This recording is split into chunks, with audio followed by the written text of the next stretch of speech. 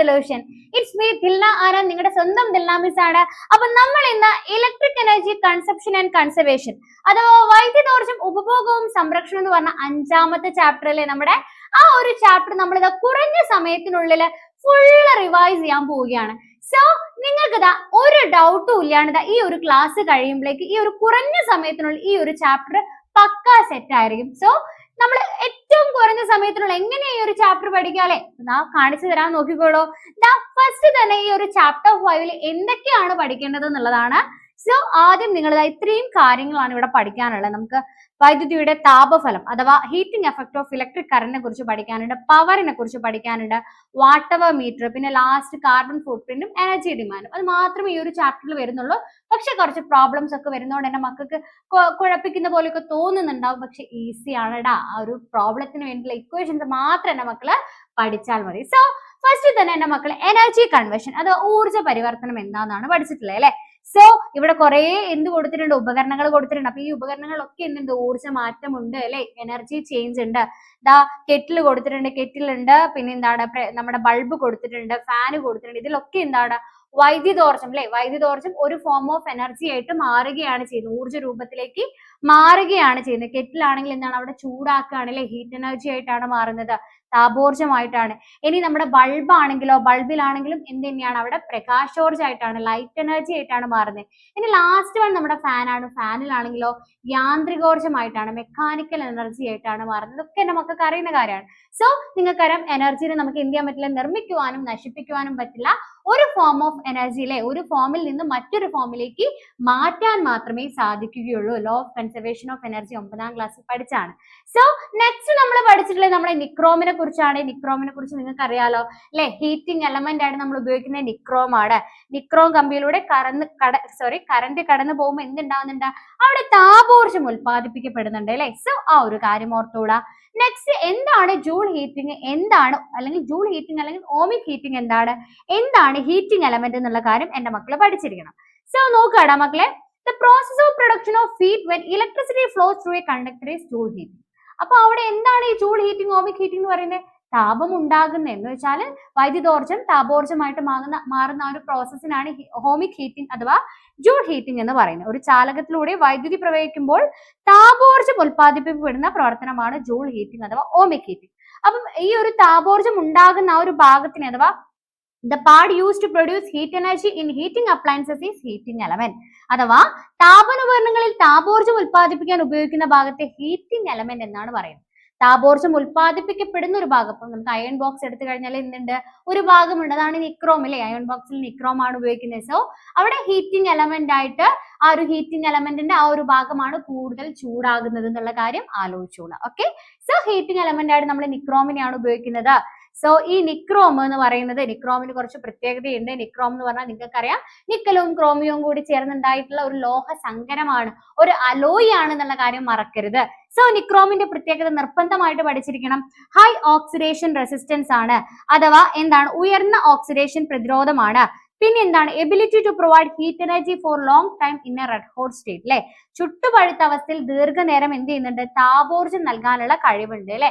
പിന്നെ എന്താണ് ഉയർന്ന റെസിസ്റ്റിവിറ്റി ആണ് അല്ലെ, ഉയർന്ന റെസിസ്റ്റിവിറ്റി ഉണ്ട്. ഹൈ മെൽറ്റിംഗ് പോയിന്റ് അഥവാ ഉയർന്ന ദ്രവണാങ്കമുണ്ട്.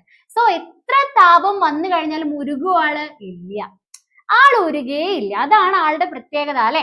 ആൾക്ക് എന്താണ് നല്ല ഓക്സിഡേഷൻ പ്രതിരോധം ഉണ്ട് എന്നുള്ള കാര്യം ആലോചിച്ചോളൂ അല്ലെ. എത്ര ഓക്സിജനുമായിട്ട് സമ്പർക്കത്തിൽ വന്നു കഴിഞ്ഞാലും ആൾക്ക് എന്തെങ്കിലും തകരാറുണ്ടോ, ഒരു നാശവും സംഭവിക്കില്ല എന്നുള്ള കാര്യം ഓർത്തോളൂ. ഓക്കെ. നെക്സ്റ്റ് റെസിസ്റ്റൻസും റെസിസ്റ്റിവിറ്റിയും ആണ്. എന്റെ മക്കൾ ഓൾറെഡി 9ാം ക്ലാസ്സിലൊക്കെ പഠിച്ചതാണ് എന്താണ് റെസിസ്റ്റൻസ് അല്ലെ. R എന്ന് പറഞ്ഞ സിമ്പൽ വെച്ചിട്ടാണ് നമ്മൾ റെപ്രസെന്റ് ചെയ്യുക. സോ ഈ ഒരു R എന്ന് പറയുന്നത് എല്ലുമായിട്ട് നേർ അനുപാതത്തിലാണ്. ലെങ്ത് കൂടിക്കഴിഞ്ഞു കഴിഞ്ഞാൽ എന്താണ്, L കൂടിക്കഴിഞ്ഞു കഴിഞ്ഞാല്, നീളം കൂടിക്കഴിഞ്ഞു കഴിഞ്ഞാല് R എന്ത് ചെയ്യും, കൂടുകയാണ് ചെയ്യുക. നെക്സ്റ്റ് എന്താണ്, R പ്രൊപ്പോർഷണൽ ടു 1/A ആണ്. അഥവാ ഏരിയ ഓഫ് ക്രോസ് സെക്ഷൻ, ഛേദതല പരപ്പളവ്. നമ്മൾ എടുത്തിട്ടുള്ള ഒരു മെറ്റീരിയലിന്റെ ഛേദതല പരപ്പളവ് എന്താണ്, കുറവാണെങ്കിൽ നമുക്ക് പറയാം റെസിസ്റ്റൻസ് കൂടുതലാണ്. പിന്നെ എന്താണ്, പദാർത്ഥത്തിന്റെ സ്വഭാവമാണ് അല്ലെ. ഓരോ പദാർത്ഥത്തിനും ഓരോ സ്വഭാവമാണ്. അതും നമ്മുടെ പ്രതിരോധത്തിന് എന്ത് ചെയ്യുന്നുണ്ട്, സ്വാധീനിക്കുന്നുണ്ട്. സോ ആർ പ്രൊപ്പോർഷണൽ ടു എന്തെന്ന് എഴുതി നമ്മൾ, റോ L/A എന്നാണ് നമ്മൾ എഴുതി. അഥവാ R equal to raw L/A എന്നുള്ള ഒരു ഇക്വേഷനിലേക്ക് നമ്മൾ എത്തി. R equal to rho L by A. Rho ആണ് നമ്മുടെ റെസിസ്റ്റിവിറ്റി. എന്താണ് റെസിസ്റ്റിവിറ്റി ആണ് റോ എന്ന് പറയുന്നത്. റെസിസ്റ്റിവിറ്റി ആണ് റോ എന്ന് പറയുന്നത്. സോ റോ എന്ന് പറയുന്ന ഓരോ പദാർത്ഥത്തിന്റെയും സ്വഭാവമാണ് അല്ലെ. എന്റെ സ്വഭാവം എന്ന് പറയുന്നത് നിങ്ങൾക്ക് ഉണ്ടാവോ? ഇല്ല. അത് ഓരോരോ പദാർത്ഥത്തിനും എന്താണ് യുണീക്ക് ആണ് അല്ലെ. ഓരോന്നിനും ഓരോന്നാണ് എന്നുള്ള കാര്യം ആലോചിച്ചോളാം. സോ ആ ഒരു ഫാക്ടേഴ്സ് അഫക്റ്റിംഗ് ഇലക്ട്രിക്കൽ റെസിസ്റ്റൻസ് ഏതൊക്കെയാണെന്നുള്ള നിർബന്ധമായിട്ട് പഠിച്ചിരിക്കണം. Length of the conductor, cross sectional area, nature of the material, ചാലകത്തിന്റെ നീളം, ഛേദതല പരപ്പളവ്, പദാർത്ഥത്തിന്റെ സ്വഭാവം. ഈ ഒരു കാര്യം അവിടെ എഴുതി വെക്കണം. പിന്നെ നമ്മൾ പറഞ്ഞു റെസിസ്റ്റിവിറ്റിക്ക് ഒരു ഇക്വേഷൻ ഉണ്ടാക്കിയില്ലേ. എന്താണ് റെസിസ്റ്റിവിറ്റിയുടെ ഇക്വേഷൻ? എങ്ങനെയാണ് ആ റെസിസ്റ്റിവിറ്റിക്ക് ഇക്വേഷൻ ഉണ്ടാക്കിയത് നമ്മൾ ആലോചിച്ചോളാം. R equal to rho L by A എന്ന് നമുക്ക് ഓൾറെഡി അറിയാം. R equal to rho L by A ആണ് അല്ലെ. R equal to rho L by A ആണ്. So R equal to rho L by A എന്നുള്ള കാര്യം നമ്മുടെ മനസ്സിലുണ്ട്. സോ ഇതിൽ നിന്ന് റോയുടെ ഇക്വേഷൻ ഉണ്ടാക്കാലോ. ആർ എ ബൈ എൽ എന്ന് എഴുതിയാൽ മതി അല്ലെ. റോയുടെ equation R A by L ആണ്. സോ ഞാൻ ഇവിടെ റെസിസ്റ്റൻസ് ഉണ്ട് നമ്മുടെ റോ ഈക്വൽ ടു, അല്ലെങ്കിൽ ഇങ്ങനെ മാറ്റണമെന്നൊന്നുമില്ല. സെയിം ഈ ഒരു ഇക്വേഷൻ നമുക്ക് ഉണ്ടാക്കാല്ലേ. എങ്ങനെയാ ഉണ്ടാക്കുക? R equal to rho L by A ആണ്. R equal to rho L by A ആണ്. R equal to rho L by A ആണ്. സോ മിസ് ഇവിടെ എല്ലിന് എന്ത് കൊടുത്തു? 1 മീറ്റർ എടുത്തു. എ എന്താക്കി എടുത്തു? 1 മീറ്റർ സ്ക്വയർ ആക്കി എടുത്തു. സോ ആർ എന്തിന് ഈക്വൽ ആണെന്ന് കിട്ടി? റോക്ക് ഈക്വൽ ആണ് അല്ലെ. നേരെ കൊടുത്തു കഴിഞ്ഞാൽ റോ ഇൻറ്റു 1/1 അല്ലേ. So R equal to rho ആണെന്ന് പറയാം. എപ്പോഴാണ് നമ്മൾ ഇത് പറയുന്നത്? എൽ ലെങ്ത് എന്താവണം? 1 മീറ്ററും area of cross section 1 metre സ്ക്വയറും ആണെങ്കിൽ ഒരു ചാലകത്തിന്റെ റെസിസ്റ്റിവിറ്റി എന്ന് പറയുന്നത് എന്തിന് ഈക്വൽ ആണ്? റെസിസ്റ്റൻസിന് ഈക്വൽ ആണ്, പ്രതിരോധത്തിന് ഈക്വൽ ആണ് നമ്മൾ കൺക്ലൂഡ് ചെയ്തു. സോ ആ ഒരു കാര്യം ഓർത്തോളാ.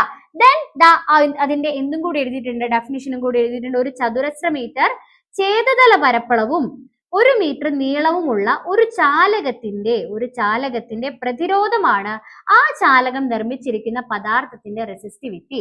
ഇതിനെ ഗ്രീക്ക് അക്ഷരമായ റോ കൊണ്ടാണ് സൂചിപ്പിക്കുന്നത്. ഓക്കെ. സോ ആ ഒരു കാര്യം ഓർമ്മയിൽ ഉണ്ടാവണം. പിന്നെ കണ്ടക്ടിവിറ്റി എന്ന് പറഞ്ഞാൽ റെസിസ്റ്റിവിറ്റിയുടെ നേരെ റെസിപ്രോക്കൽ ആണ്. ചാലകത എന്ന് പറഞ്ഞു കഴിഞ്ഞാൽ 1 റെസിസ്റ്റിവിറ്റി ആണ് എന്നുള്ള കാര്യം ഓർത്തോളൂ കേട്ടോ. വളരെ ഇമ്പോർട്ടന്റ് ആണ്. കണ്ടക്ടിവിറ്റി ഈക്വൽ ടു 1 റെസിസ്റ്റിവിറ്റി ആണ്. ദെൻ നെക്സ്റ്റ് നമ്മൾ പറഞ്ഞത് ജൂൾസ് ലോയിലേക്കാണ്. ജൂൾസ് ലോ പഠിക്കുന്നത് സിമ്പിൾ ആണ്. ഈ ഒരു ഇക്വേഷൻ മാത്രം എന്റെ മക്കൾ പഠിച്ചു വെച്ചാൽ മതി. H equal to I square R T എന്നുള്ള ഈ ഒരു ഇക്വേഷൻ മാത്രം. എന്താണ് ജൂൾസ് ലോ പറഞ്ഞത്? ജൂൾ നിയമം. The quantity of heat produced അല്ലെ. Quantity of heat H produced in a current carrying conductor is directly proportional to the square of the current I square. പിന്നെ എന്താണ്? റെസിസ്റ്റൻസ്, ദെൻ ടൈം, സമയം, ഇതിന് നേരനുപാതത്തിലാണ്. H equal to I square R T എന്ന് പറഞ്ഞ equation നിങ്ങളുടെ ഉള്ളിൽ ഉണ്ടെങ്കിൽ നിങ്ങൾക്ക് ഈ ഒരു ഡെഫിനിഷൻ ഈസി ആയിട്ട് എഴുതാം. ഓക്കെ. സോ അങ്ങനെ 3 ഇക്വേഷൻസ് നമ്മൾ കൊണ്ടുവന്നു. ഏതൊക്കെയാണ്? H equal to I square R T, H equal to V square T by R, H equal to VIT അഥവാ വി ഐ ടി. ഈ 3 ആളെ പഠിച്ച ജൂൾ നിയമം നിങ്ങളുടെ മനസ്സിലുണ്ടാവും. ഇത് വെച്ച് പ്രോബ്ലംസ് മാത്രമേ ചോദിക്കുള്ളൂ. ഈ ഇക്വേഷൻ പഠിച്ചു വെച്ചാൽ മതി. ഓക്കെ അല്ലേടാ? സെറ്റ് അല്ലേടാ?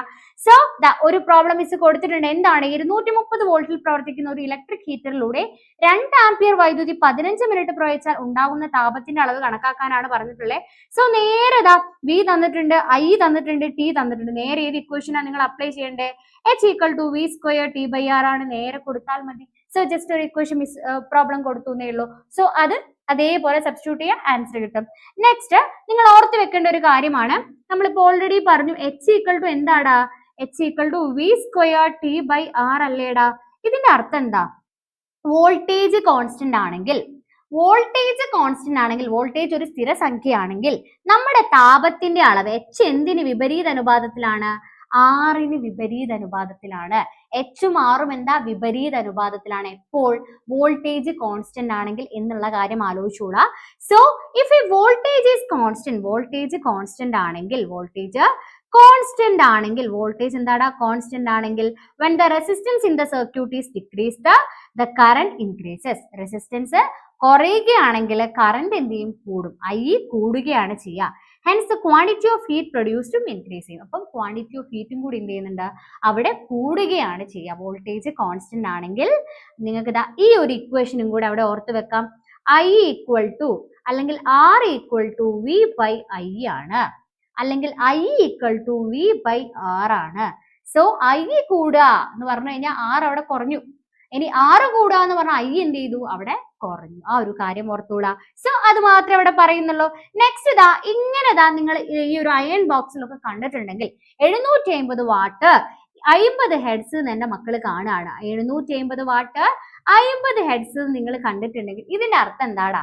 50 ഹെഡ്സ് 230 വോൾട്ട് അല്ലെ? നിങ്ങൾ ഈ ഹെഡ്സ് നോക്കേണ്ട ആവശ്യമില്ല, അത് ഫ്രീക്വൻസി അത് പോട്ടെ.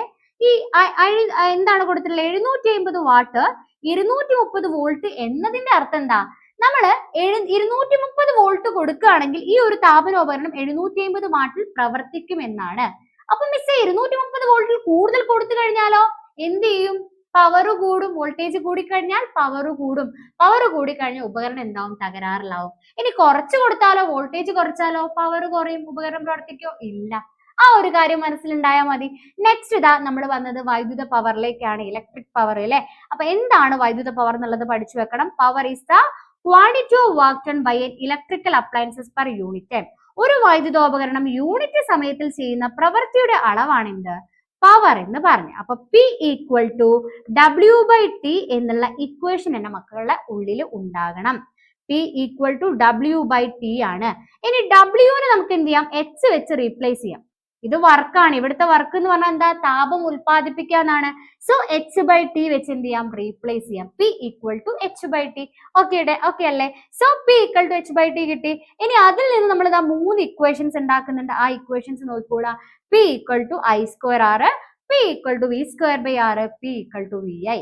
ജൂൾ നിയമത്തിന്റെ ആ ഒരു T കട്ട് ചെയ്ത് കഴിഞ്ഞാൽ നമുക്ക് പവറിന്റെ ഇക്വേഷൻസ് കിട്ടി. 3 ഇക്വേഷൻസ് കിട്ടി. ഏറ്റവും ഇമ്പോർട്ടന്റ് ആയിട്ടുള്ള ഇക്വേഷൻ ഇതാണ് കേട്ടോ, രണ്ടാമത്തെ equation. P equal to V²R. Okay, ഇതിൽ നിന്ന് തന്നെ നമുക്ക് നോക്കിക്കോളാം. പവർ ലാബിൽ show the voltage required for operation. ആ ഒരു കാര്യം ഓർത്തോളാം. In India appliances are rated 230 volt. നമ്മുടെ വീട്ടിലൊക്കെ എത്രയാണ്? 230 വോൾട്ടിലാണ് അല്ലെ? 230 വോൾട്ട് സപ്ലൈ ആണ് നടക്കുന്നത്. ആ ഒരു കാര്യം ഓർത്തോളാം. In some foreign countries supply voltage is 110 volt. ചില സ്ഥലങ്ങളിൽ എങ്ങനെ? ചില കൺട്രീസിലൊക്കെ 110 വോൾട്ട് ആണ് അല്ലെ? Power changes if operated above or below 230 volt. ഈ ഒരു കാര്യം മാത്രം ആലോചിച്ചാൽ മതി. ഹയർ വോൾട്ടേജ് ആണെങ്കിൽ ഹയർ പവർ ആയിരിക്കും, ലോവർ വോൾട്ടേജ് ആണെങ്കിൽ ലോവർ പവർ ആയിരിക്കും. സോ വോൾട്ടേജ് കൂടുമ്പോൾ പവർ കൂടുന്നുണ്ട് എന്നുള്ള കാര്യം എന്റെ മക്കൾ ഓർത്ത് വെക്കണം. Incorrect voltage may damage appliances. നമ്മൾ ആ ഒരു അപ്ലയൻസസിൽ പറഞ്ഞ വോൾട്ടേജ് മാത്രമേ നമ്മൾ കൊടുക്കാവൂ, അതിൽ കൂടാനോ കുറയാനോ പാടില്ല അല്ലെ? അപ്പൊ ആ ഒരു കാര്യം എന്ത് ചെയ്യണം? ഓർത്ത് വെക്കണം. ചില അപ്ലയൻസസ് 400 വോൾട്ടിലും കൂടി എന്ത് ചെയ്യുന്നുണ്ട്?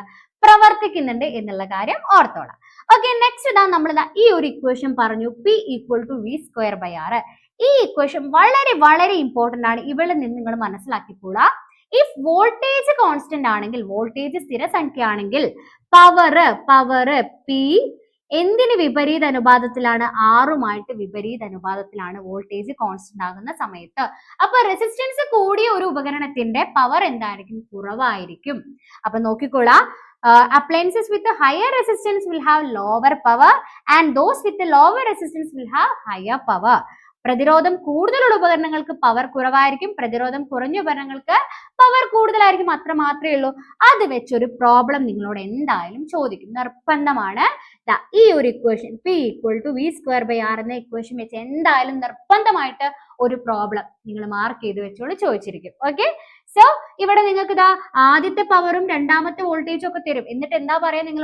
നിങ്ങളോട് പറയും രണ്ടാമത്തെ പവർ P2 തരും, എന്നിട്ട് V2 കാണാൻ പറയും. അപ്പൊ എന്ത് ചെയ്താൽ മതി? ഇത് രണ്ടും വെച്ച് നമുക്ക് R കാണാലോ. R ഈക്വൽ ടു എന്ത് ചെയ്താൽ മതി? R ഈക്വൽ ടു V1²/P1 ചെയ്താൽ മതി. അപ്പൊ R കിട്ടും. ഈ R നമുക്ക് ഇതിൽ ഉപയോഗിക്കാൻ പറ്റും. ഇതിൽ ഉപയോഗിച്ച് നമുക്ക് V2 കാണാൻ പറ്റും. എങ്ങനെയാടാ?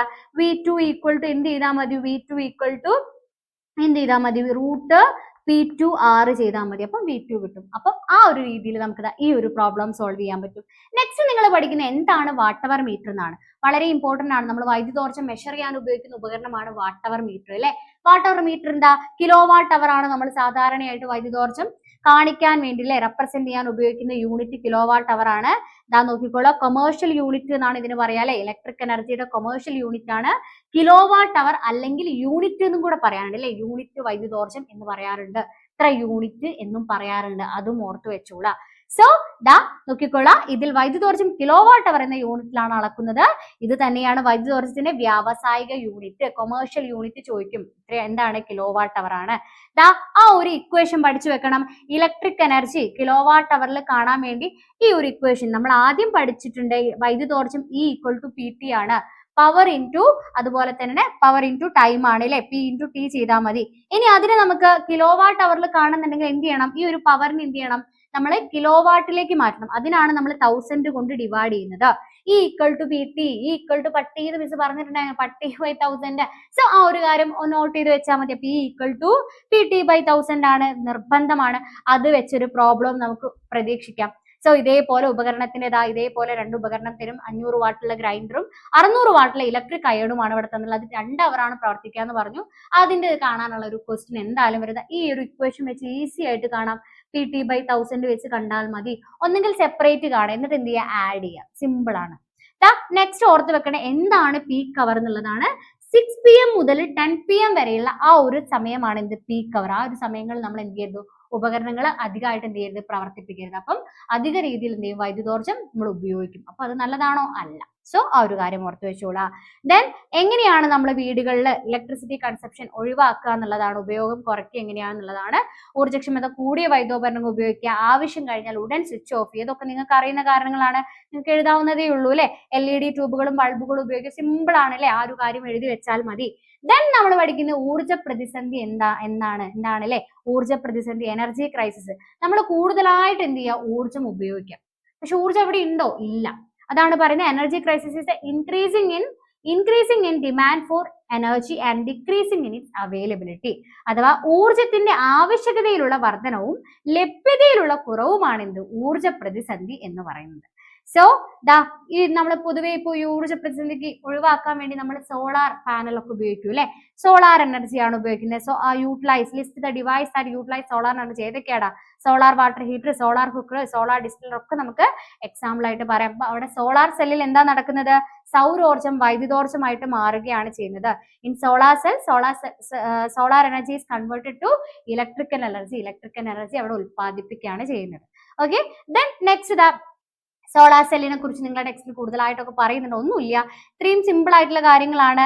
അപ്പം ലാസ്റ്റ് നമുക്ക് വരുന്നത് എന്താണ്? നമ്മുടെ കാർബൺ ഫുട് പ്രിന്റ് ആണ്. എന്താണ് കാർബൺ ഫുട് പ്രിന്റ്? ഒന്നുമില്ല, നമ്മുടെ ഹരിതഗൃഹ വാതകങ്ങളിലെ കൂടുതലായിട്ട് നമ്മുടെ അന്തരീക്ഷത്തിൽ ഉണ്ടാവുന്നുണ്ട്. ഏതൊക്കെയാണ് ഹരിതഗൃഹ വാതകങ്ങൾ?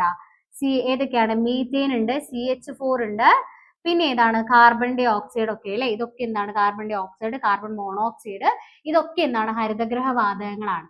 സോ ഈ ഹരിതഗൃഹ വാതകങ്ങൾ കൂടുതലായിട്ട് ഇങ്ങനെ ഉണ്ടാവുന്നുണ്ട് അല്ലെ. അപ്പൊ നല്ലതല്ല, നമുക്കറിയാം ഗ്ലോബൽ വാർമിങ്ങിലേക്കും ഒക്കെ എന്ത് ചെയ്യുന്നു? ആഗോള താപനത്തിനൊക്കെ വഴിവെക്കുന്നുണ്ട്. സോ ഇങ്ങനെ ഉണ്ടാവുന്ന ഈ ഒരു CH4ഉം കാർബൺ ഡൈ ഓക്സൈഡിനും ഒക്കെ നമ്മൾ എന്ത് ചെയ്യാണ്? എന്തിന്റെ ഫോമിലേക്ക് മാറാണ്? ഇക്വലന്റ് ആയിട്ടുള്ള കാർബൺ ഡൈ ഓക്സൈഡിന്റെ അളവിലേക്ക് കൺവേർട്ട് ചെയ്ത് കാണിക്കുന്നതിനെയാണ്, റെപ്രസെന്റ് ചെയ്യുന്നതിനെയാണ് നമ്മൾ കാർബൺ പാദമുദ്ര, കാർബൺ ഫുട് പ്രിന്റ് എന്ന് പറയുന്നത്. അപ്പൊ ഈ ആൾക്കാർ എന്ത് ചെയ്യാണ്? നമ്മൾ നേരെ കാർബൺ ഡൈ ഓക്സൈഡിന്റെ രൂപത്തിലേക്ക് മാറ്റുക, കൺവേർട്ട് ചെയ്യുക. അതിനെയാണ് നമ്മൾ കാർബൺ ഫുട് പ്രിന്റ് എന്ന് പറയുന്നത്. ഒരു വ്യക്തി, കുടുംബം, സ്ഥാപനം, ചടങ്ങ്, സേവനം തുടങ്ങിയ ഉൽപ്പന്നം മുതലായവയിൽ നേരിട്ടും അല്ലാതെയും ഹരിതഗൃഹ വാതകങ്ങൾ പുറന്തള്ളപ്പെടുന്നില്ലേ? നമ്മളൊക്കെ എന്ത് ചെയ്യുന്നുണ്ട്? ദിനം പ്രതി പുറത്തേക്ക് വിടുന്നുണ്ട്. ഇങ്ങനെ പുറന്തള്ളപ്പെടുന്ന ഹരിതഗൃഹ വാതകങ്ങളുടെ അളവിനെ തത്തുല്യ കാർബൺ ഡൈ ഓക്സൈഡിന്റെ അളവായി പരിവർത്തനം ചെയ്ത് സൂചിപ്പിക്കുന്നതിനെയാണ് കാർബൺ പാദമുദ്ര എന്ന് പറയുന്നത്. Simple, very simple. ഇനി കാർബൺ പാദമുദ്ര കുറയ്ക്കാൻ എന്തൊക്കെ ചെയ്യണം എന്നുള്ളത് അവിടെ കൊടുത്തിട്ടുണ്ട്. സിമ്പിൾ ആണ്. ഭക്ഷണം പാഴാക്കാതിരിക്കുക, ഗാർഹിക ഊർജ്ജോപഭോഗം കുറയ്ക്കുക, പിന്നെ എന്താണ്? പൊതുഗതാഗത സൗകര്യം ഉപയോഗിക്കുക. ഇതൊക്കെ അവിടെ എഴുതാവുന്നതേ ഉള്ളൂ കേട്ടോ. സോ ഇത്രയും നമ്മുടെ ചാപ്റ്റർ വരുന്നുള്ളൂ. സോ ഒറ്റ കാര്യം കൂടി മിസ് പറയാണ്, നമ്മുടെ ബാച്ചിനെ കുറിച്ചാണ്. 500 രൂപേന്റെ ബാച്ചാണ്. പെട്ടെന്ന് തന്നെ ജോയിൻ ചെയ്തോളൂ. കഴിയാനായില്ലേ? ലിമിറ്റഡ് സീറ്റ് മാത്രമേ ഉള്ളൂ. എന്റെ മക്കൾ പെട്ടെന്ന് ജോയിൻ ചെയ്തോളാം. ഇനി കുറച്ച് സീറ്റുകൾ മാത്രമേ ഉള്ളൂ. ഇത്രയും കാര്യങ്ങൾ ഇന്നതാ അടുത്ത എക്സാമിലേക്ക് നിങ്ങൾ മാർക്ക് ചെയ്ത് വെച്ചോളൂ. അടുത്ത എക്സാമിന്റെ പേപ്പർ നിങ്ങളുടെ അടുത്ത് മുന്നേ കിട്ടും. ആ പ്രഡിക്ഷൻ ലെവൽ ക്വസ്റ്റ്യൻസ് നിങ്ങൾക്ക് ഓൾറെഡി കിട്ടും. സോ ആ പ്രഡിക്ഷൻ ലെവൽ ക്വസ്റ്റ്യൻസ് ഒക്കെ വേണമെന്നുണ്ടെങ്കിൽ വേഗം എന്ത് ചെയ്തോളാം? വേഗം ജോയിൻ ചെയ്തോളാം. ഈ കാണുന്ന മൊബൈൽ നമ്പറിൽ നിങ്ങൾക്ക് എന്ത് ചെയ്യാം? കോണ്ടാക്ട് ചെയ്യാം കേട്ടോ. സോ പെട്ടെന്ന് തന്നെ എന്ത് ചെയ്തോളാം? കോണ്ടാക്ട് ചെയ്തോളാം. ഇനി കൂടുതൽ നമ്മളെ വീഡിയോസും കുറെ കാര്യങ്ങൾ എന്താണ് നമ്മുടെ ഈ ഒരു ചാനലുമായി ബന്ധപ്പെട്ട എല്ലാ കാര്യങ്ങളും നമ്മൾ എവിടെ പറയുന്നതാണ്? നമ്മുടെ സ്പെഷ്യൽ കമ്മ്യൂണിറ്റിയിലും വാട്സ്ആപ്പ് ചാനലിലും ഒക്കെ ഇടുന്നതായിരിക്കും. സോ നോട്ട്സുകളും ഒക്കെ എന്റെ മക്കൾക്ക് അവിടെ കിട്ടുന്നതായിരിക്കും. സോ അതിലും എന്ത് ചെയ്തോളൂ? ഒന്ന് ജോയിൻ ചെയ്തിട്ടുള്ള. സോ അടുത്ത ക്ലാസ്സിൽ കാണുന്നവരെ ഓക്കെ മക്കളെ, താങ്ക് യു.